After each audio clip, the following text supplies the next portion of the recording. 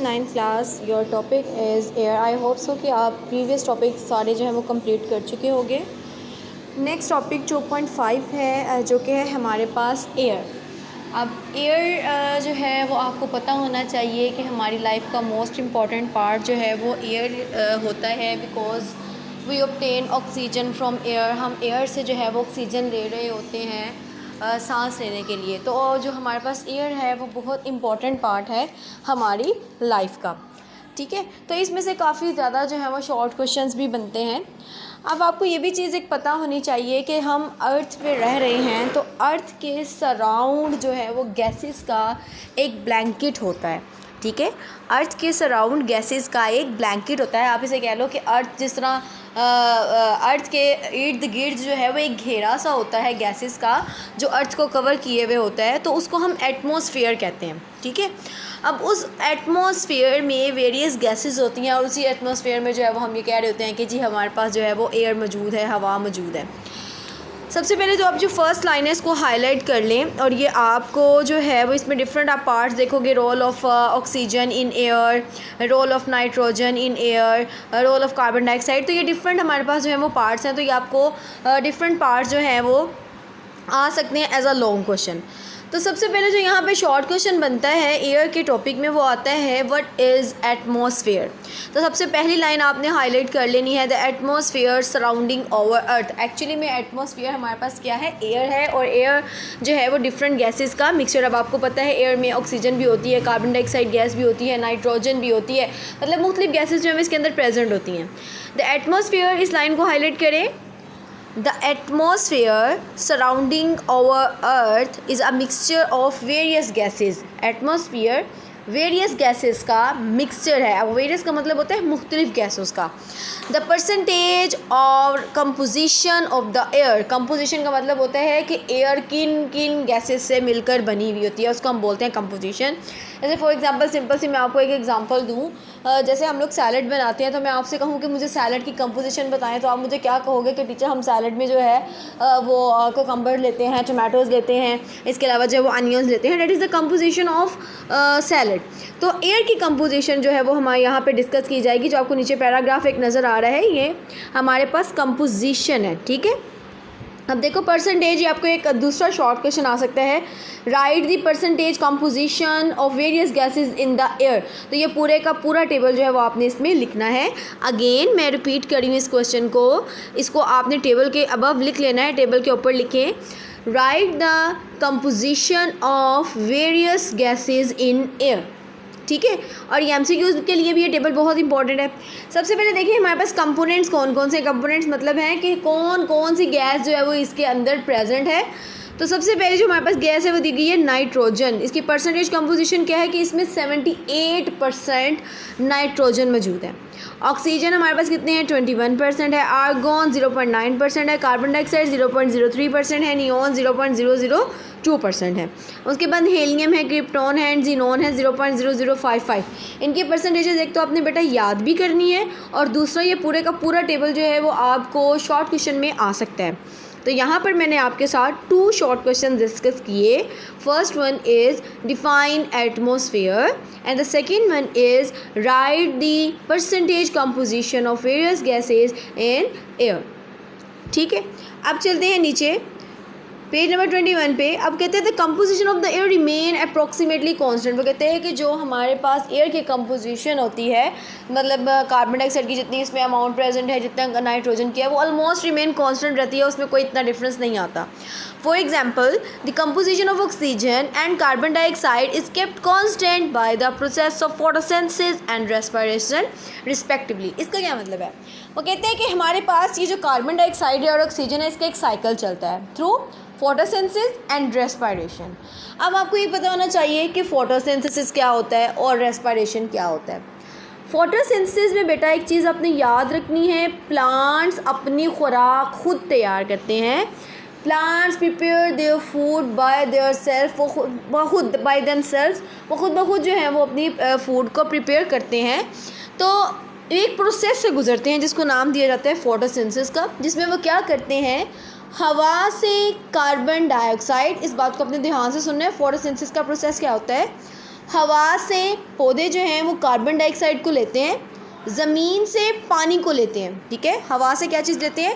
Carbon dioxide. ज़मीन से क्या चीज़ लेते हैं?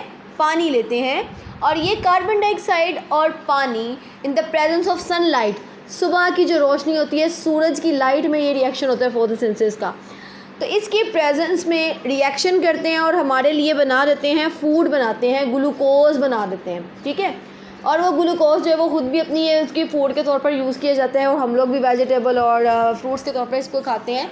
और दूसरा हमें प्रोवाइड करते हैं ऑक्सीजन। यहाँ पे जहाँ पे ये हमें ऑक्सीजन दे रहे हैं, यहाँ से हमारा प्रोसेस स्टार्ट हो रहा है, दैट इज़ द रेस्पिरेशन। अब क्या होगा कि प्लांट्स को कार्बन डाइऑक्साइड कहाँ से आई? ठीक है, प्लांट्स को कार्बन डाइऑक्साइड बेटा कहाँ से आती है? जब हम एक्सेल करते हैं या इनहेल करते हैं।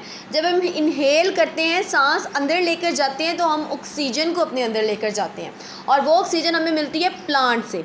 और जब हम सांस को बाहर निकालते हैं तो हम रिलीज़ करते हैं कार्बन डाइऑक्साइड गैस। अब वो कार्बन डाइऑक्साइड कहाँ जाती है? प्लांट्स के बाद। देखो, हमने एक्सेल किया, कार्बन डाइऑक्साइड रिलीज़ हुई और वो गई प्लांट्स के पास। प्लांट्स ने अपनी फूड को प्रिपेयर किया और ऑक्सीजन रिलीज़ की, और ऑक्सीजन किसके पास आई? हमारे पास आई। तो ये जो ऑक्सीजन को अपनी बॉडी में लेकर जाना है, इनहेल का, ये रेस्पिरेशन का प्रोसेस है। और कार्बन डाइऑक्साइड को हम जो बाहर निकालते हैं, that is the respiration process. Oxygen को इनहेल करना, कार्बन डाइऑक्साइड को एक्सहेल करना, that is the respiration process. But the photosynthesis process is take out of carbon dioxide from the air and water from the soil, and in the presence of sunlight and in the chlorophyll, the plants prepare their foods by themselves. ठीक है, तो ये जो कहता है कि देखो अब एक साइकिल रहा ना, यहाँ से इंसान जो है वो कार्बन डाइऑक्साइड देता रहेगा, प्लांट्स जो है वो ऑक्सीजन देते रहेंगे, तो ये एक साइकिल जो है वो वेरियस गैसेस का इसकी कंपोजिशन रिमेन्स कांस्टेंट रहेगी।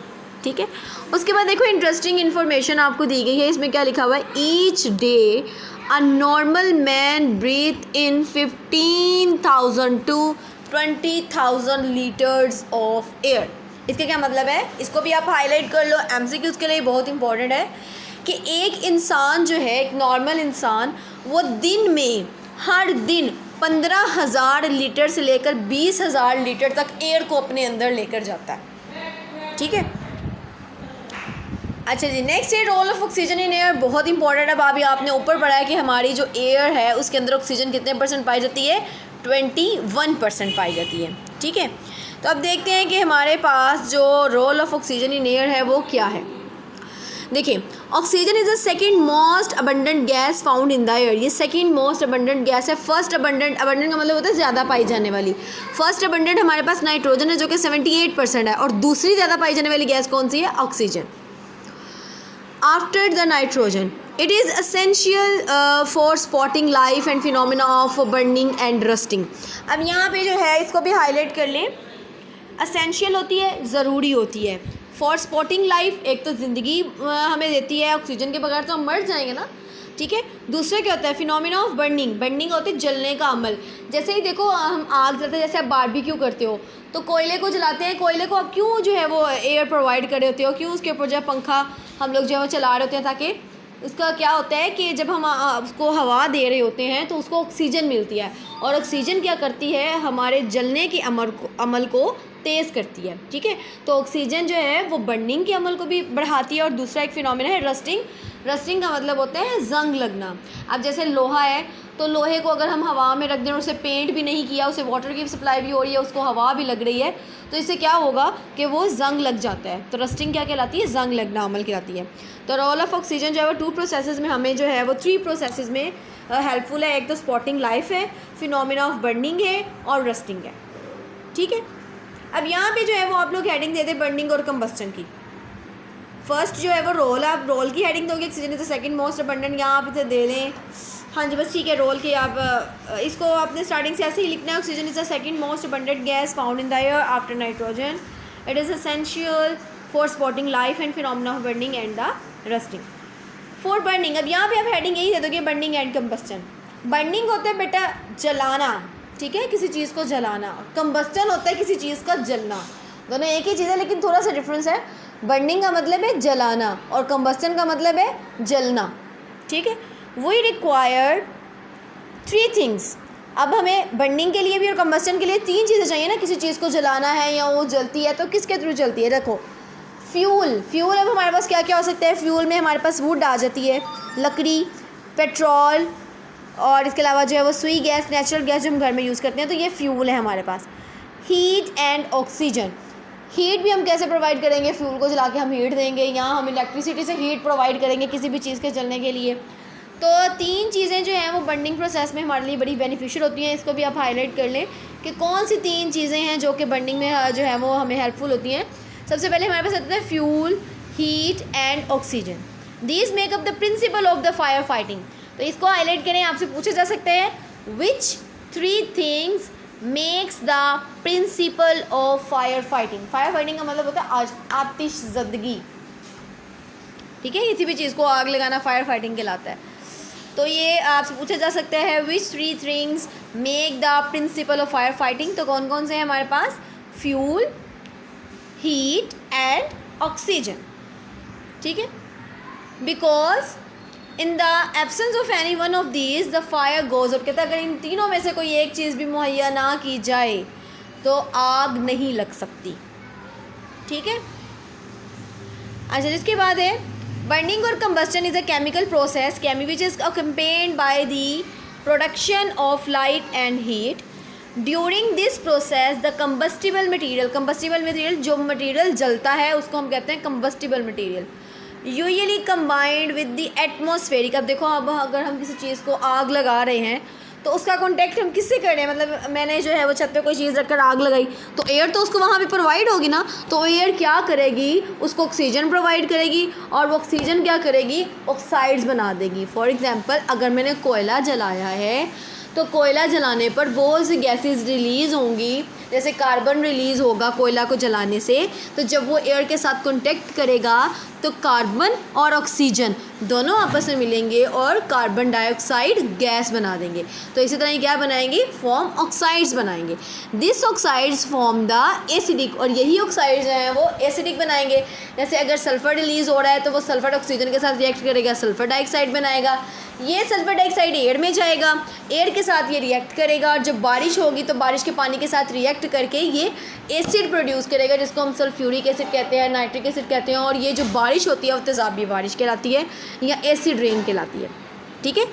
This oxides form the acids when it is dissolved in water, ठीक है। उसके बाद है डिग्रेडेशन ऑफ फूड। यहाँ पे आप हेडिंग दे दें डिग्रेडेशन ऑफ फूड। डिग्रेडेशन का मतलब होता है किसी भी फूड का तबाह बर्बाद, ख़राब हो जाना, गल सड़ जाना, ये हमारे पास डिग्रेडेशन कहलाता है। Degradation of all kinds of the food like vegetables, meat, it is because of the oxidation of organic material present in it. अब ऑर्गेनिक मटीरियल कौन सा होता है? अगर आपको याद हो, आपने 8th क्लास में जब केमिस्ट्री पढ़ी थी तो हमने ऑर्गेनिक केमिस्ट्री पढ़ी थी। अब ऑर्गेनिक केमिस्ट्री क्या होती है कि ऐसे तमाम कंपाउंड्स जिनमें कार्बन और हाइड्रोजन होते हैं उनको हम ऑर्गेनिक कंपाउंड्स कहते हैं। तो हम जितना भी बेटा फूड ले रहे होते हैं, हम खुद एक ऑर्गेनिक मटीरियल है और इसके अंदर कार्बन और हाइड्रोजन मौजूद होती है, ठीक है। तो वो कहते हैं कि इनकी ऑक्सीडेशन हो जाती है। क्यों ऑक्सीडेशन होती है? क्योंकि इसके अंदर कार्बन और हाइड्रोजन प्रेजेंट होता है, जिसकी वजह से ये फूड ख़राब होना शुरू हो जाती है। Ozone is produce from the oxygen. Ozone भी किससे प्रोड्यूस होती है? ऑक्सीजन से प्रोड्यूस होती है। देखो, हमारी एटमॉस्फेयर के ऊपर एक और लेयर है जहाँ पर ऑक्सीजन O3, ओजोन का फार्मूला लिख लें O3। आपने क्या करना है? ओजोन O कैपिटल लिख के और उस कैपिटल O के नीचे तो छोटा सा करके आपने 3 लिख लेना, तो वो आपके पास ओजोन 3 बन जाएगा। Is produce from the oxygen which is present in the earth atmosphere is useful to protect. और ये ओजोन का क्या काम है? ये हाँ, सूरज से आने वाली जो ख़तरनाक रेडिएशंस होती हैं, ख़तरनाक शुआएँ होती हैं, उससे हमें बचाती है। To protect the living organism by absorbing the ultraviolet lights, इनको हम बोलते हैं UV रेज़ या ultraviolet rays from the sun. यहाँ तक आप इसको याद कर लें। अगर यहाँ तक आपको कोई भी प्रॉब्लम होता है आप मुझसे कॉन्टैक्ट करिएगा। पहले आपको मिस फरवा पढ़ा रही थी ये जनरल साइंस का, और अब मैं पढ़ा रही हूँ, ठीक है। और इसमें आपको कोई भी कन्फ्यूजन हो तो आप मुझसे पूछ सकते हैं।